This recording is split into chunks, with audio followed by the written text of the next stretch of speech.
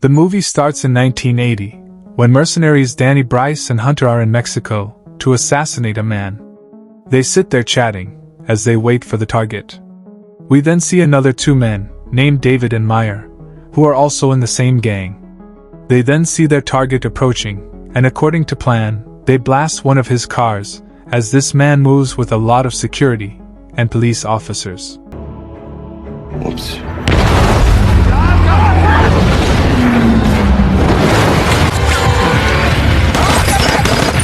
And start to rain down bullets on the car, while the driver tries to drive away. This is when Danny gets close to the car, opens its gate, and shoots the target. As he shoots the man, he sees his daughter sitting beside him, and starts to feel guilty, as he does not want to kill anyone before the eyes of their kids. Danny goes stunned, while a police officer shoots him in the arm. Hunter sees that Danny is in trouble, so he attacks the police officer, and saves him.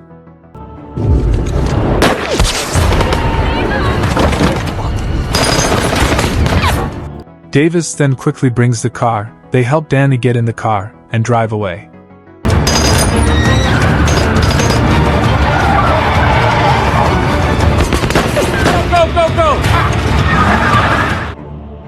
But the incident takes a toll on Danny, and he decides to leave this business and starts to spend his life away from violence. He returns to his native country, Australia. After a while, he receives a letter in which he sees Hunter's photo, and it turns out that Hunter has been caught by a man known as the Agent and is in Oman. Danny straight away goes to Oman to save his buddy. He meets with the Agent, who reveals that Hunter was supposed to do a job and was paid $6 million for it, but he was unable to finish the job. He failed to kill the 3 targets, and so he was captured. $1 million. A big score, Danny. Hunter has now been locked up by Sheikh Amr, one of the most powerful men in Oman. The agent goes on to tell Danny that the Sheikh wants him to finish the job, because if he does not, they will kill Hunter. Sheikh Amr, a deposed king of a small region of Oman, wants Danny to kill 3 former SAS troopers, Stephen Harris, Warwick Craig, and Simon McCann, because he wants to avenge his sons, as these officers killed his 3 eldest sons during the Dhofar rebellion. The Sheikh tells Danny that he is living his last days, and this is his last wish. He tells Danny that he has to make a video of the 3 of them, confessing that they killed the Sheikh's son, and after that, Danny must kill them. He then goes on to add that their assassination should seem like an accident. If he is able to pull it off, he will get $6 million, and the life of his friend will be spared. You must avenge my sons before I die. I want to see Hunter. Danny agrees to do the job, and goes to see Hunter. Hunter is happy to see him, and they decide that they are going to get out of there. They even try.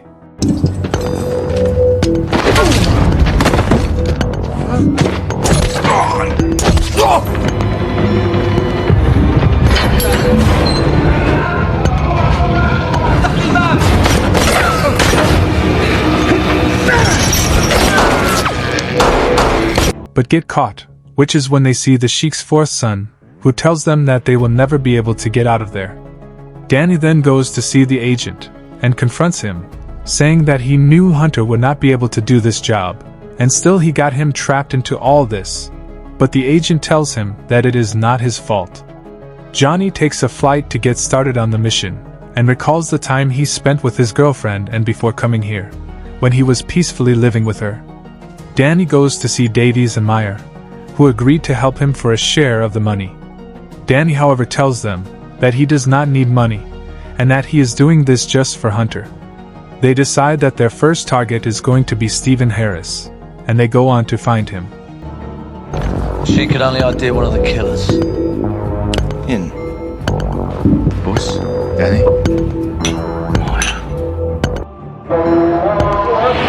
They get to know that the man is still in Oman. So, Danny tracks him, and one night gets into his house. He knows that he has to make it look like an accident, so he inspects everything in his house, and breaks a piece of his bathroom tiles, and keeps it with him. Danny then sends Davies to England to find out the whereabouts of the other 2 people. In England, Davies travels to a pub known to be frequented by British military personnel and questions bar patrons about former SAS members in Oman. This is reported to the Feathermen, a secret society of former operatives protecting their own. The agency's head, named Spike Logan, is informed that there are people looking for his officers. He gets a photo of Davies and goes to see his seniors. He tells them that some people are following the SAS officers, and he suspects they want to kill them. The seniors tell him that he is allowed to tackle the situation the way he likes, and Spikes gets to work. But Davies, after conducting an investigation, gets back to Oman, and they start to plan the killing of Harris. Danny has made a hammer out of that little piece of tile, and plans to kill him with it, making it look like Harris slipped in the bathroom and hit his head. As they discuss the plan, a man takes their photos. That man has come from England, following Davies. Danny spots him and attacks him. He, however, jumps into a tunnel and manages to get away. Where's he gonna run? It's the middle of the fucking desert.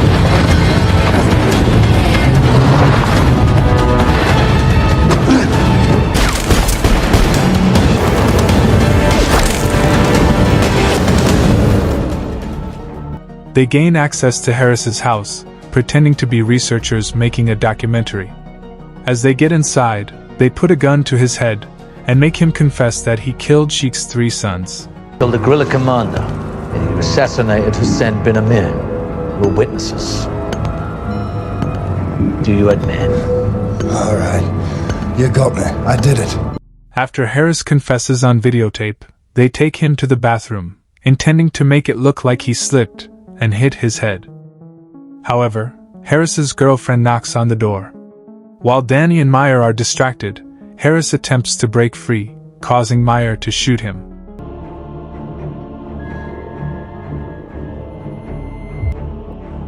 She gets to know that one of the men has been killed, and his son goes to give the good news to Hunter, telling him that his friends have killed one of the targets, while Dan is on his way to kill the second target. Spike, on the other hand, gets to know that Harris is dead. He is now sure that the people are behind SAS officers. He again goes to see his seniors, and says that he is sure that the man he spotted is the killer of Harris. Davies tells Danny that they have gotten the location of the second target named Warwick. It is revealed that he is in a hospital in Australia. As Danny stands in front of the hospital, trying to come up with a plan, Spike is sitting in his car monitoring the situation. Spike sees Danny and understands that he is a target killer. He starts to follow Danny, and Danny also realizes that he is being followed. He makes Spike follow his car in the city, manages to get rid of him, and gets back to the hospital.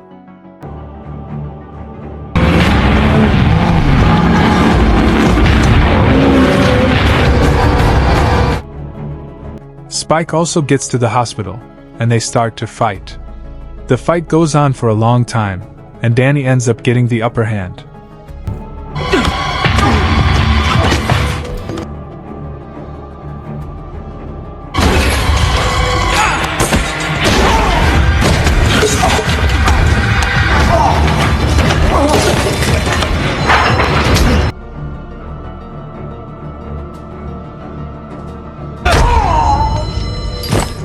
As he does, he sounds the emergency alarms in the hospital and gets out of there.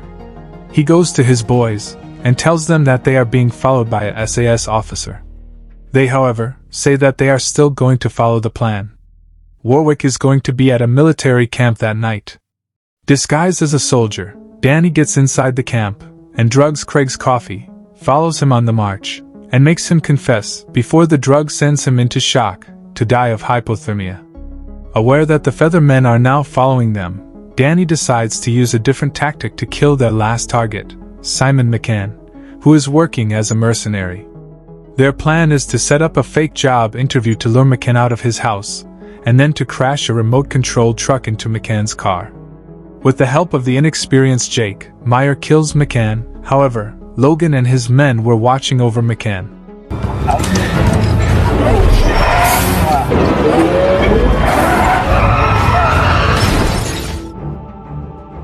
A gunfight ensues, and while trying to kill Jake, he accidentally kills Meyer.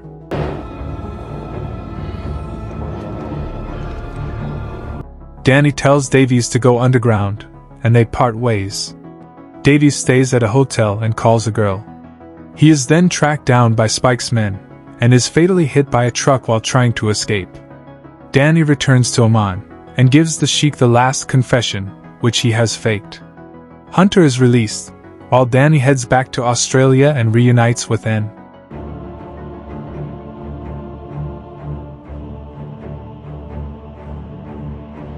Soon, he is informed by the agent that there is one last man who participated in the Sheik's son's murders, and that this man, Ranulph Fiennes, is about to release a book about his experiences in the SAS. Danny sends into France so Hunter can protect her. He, on the other hand, goes to see Sheik's son, and tells him that they should not underestimate him, because he is very much capable of killing them all. The Sheik's son confirms that Harris was innocent. Hunter then meets Danny, and tells him that he will help him finish the job. Danny, however, refuses to take his help, and tells him to go back to his family. Hunter then goes to Paris to protect Anne. Spike, meanwhile, traces Danny through the agent, and sends a team to protect the author, but Jake distracts them, allowing Danny to shoot Fiennes.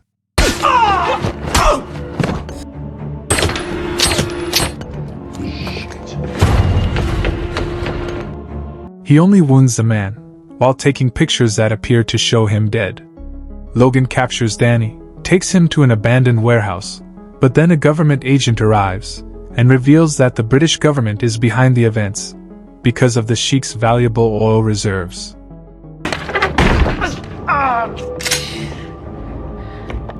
A three-way battle ensues, with Danny escaping, and Logan shooting the government agent.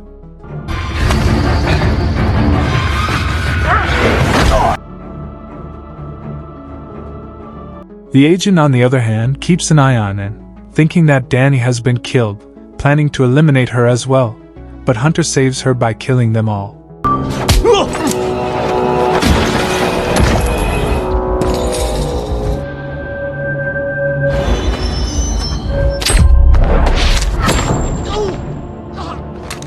Danny and Hunter head to Oman to give the Sheik the pictures. However, Spike arrives first, tells the Sheik the pictures are fake, and then stabs him to death. The Sheik's son does not care, he gives Spike the money. Hunter spots Spike leaving, and they chase after him, along with the Sheik's men. After stopping the Sheik's men, Danny and Hunter confront Spike on a desert road. Hunter takes some of the money for his expenses and his family.